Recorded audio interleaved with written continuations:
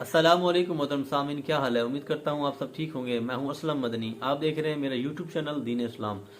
सामीन, क्या आपके वालिदैन ज़िंदा हैं और क्या आप अपने वालिदैन से दुआएं हासिल करते हैं? क्योंकि अल्लाह ताला ने वालिदैन की दुआ में बड़ा असर रखा है।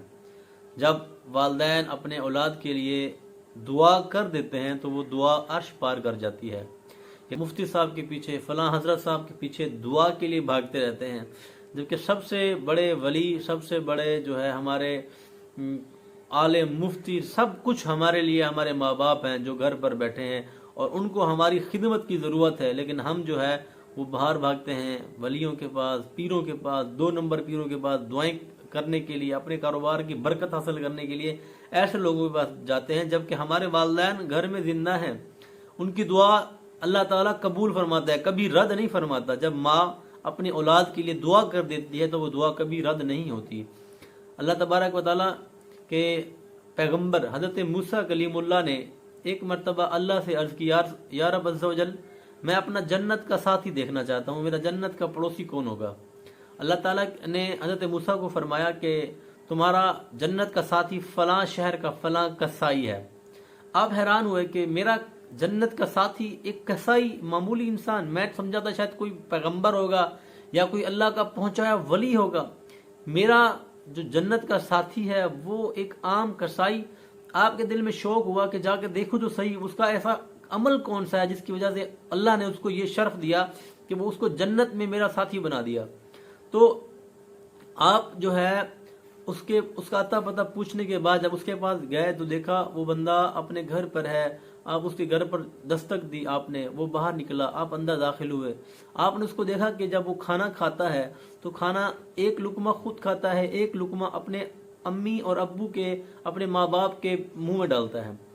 और ये देखने के बाद आपने उसको सारा माजरा बताया कि इस तरह मैंने अल्लाह से पूछा कि अल्लाह ताला मुझे ये बता कि मेरे रब, मेरा जन्नत का साथी कौन है। तो अल्लाह ताला ने तुम्हारा कहा कि तुम मेरे जन्नत का साथी है, मुझे ये बताओ तुम्हारा ऐसा कौन सा अमल है जिसकी वजह से अल्लाह ताला ने तुम्हें मेरा जन्नत का साथी बना दिया। तो आपने फरमाया, उस कसाई ने अर्ज की कि ए शख्स, असल में मेरी माँ मुझे दुआ देती है, हर खाना जब मैं हर लुकमा अपनी माँ के मुंह में डालता हूँ तो मेरी माँ हर निवाला खाने के बाद मुझे दुआ देती है कि ए बेटे, अल्लाह ताला तुझे जन्नत में हज़रत मूसा का साथी बनाए। तो आपने फरमाया, मैं ही हज़रत मूसा हूँ और तुम्हें मुबारकबाद हो, अल्लाह ने तुम्हारी माँ की दुआ कबूल कर ली, अल्लाह ने तुम्हें जन्नत में मेरा साथी करार दे दिया।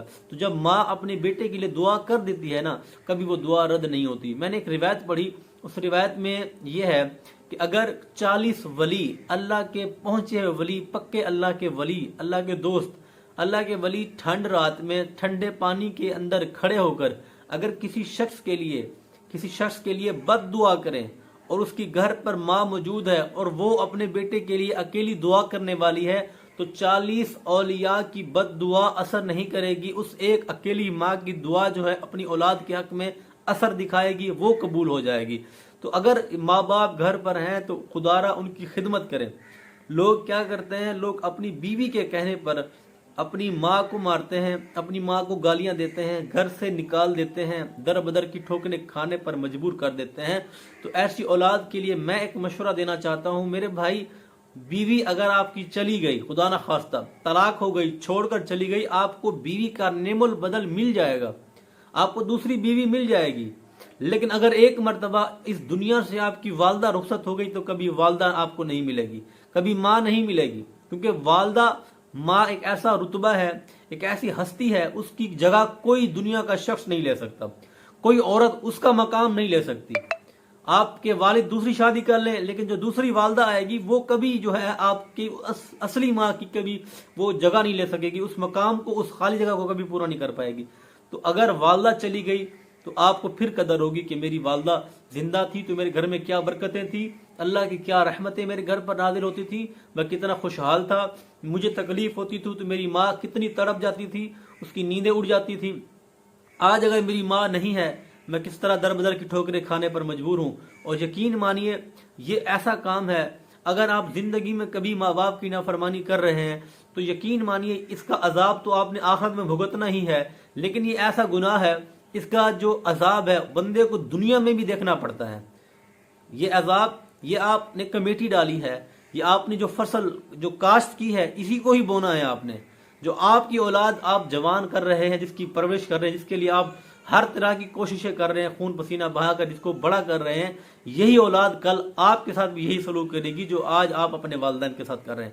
تو خدا را جن کے والدین زندہ ہیں وہ ہوش کے ناخن لیں اور اپنے والدین کا ادب و احترام کریں. بڑھاپے کی حالت میں اولاد کا بڑا سہارا ہوتا ہے. ماں باپ کا سہارا بنیں، ماں باپ کی خدمت کریں، ماں باپ کی ٹائم پر علاج و معالجہ کریں. جس طرح اپنا بچہ بیمار ہو جائے تو اس کے لیے تڑپ جاتے ہیں، آپ کی نیندیں اڑ جاتی ہیں، تو جب والدہ کو بخار آئے، والدہ بیمار ہو، تب بھی آپ کے ساتھ یہی حالت ہونی چاہیے کہ آپ کی نیندیں اڑ جائیں جب تک والدہ ٹھیک نہ ہو. اللہ تعالی ہم سب کے والدین کو درازی عمر بالخیر عطا فرمائے، اور جن کے والدین اس دنیا فانی سے رخصت ہو گئے اللہ تعالی ان کے درجات کو بلند فرمائے. وآخر دعوانا ان الحمد للہ رب العالمین.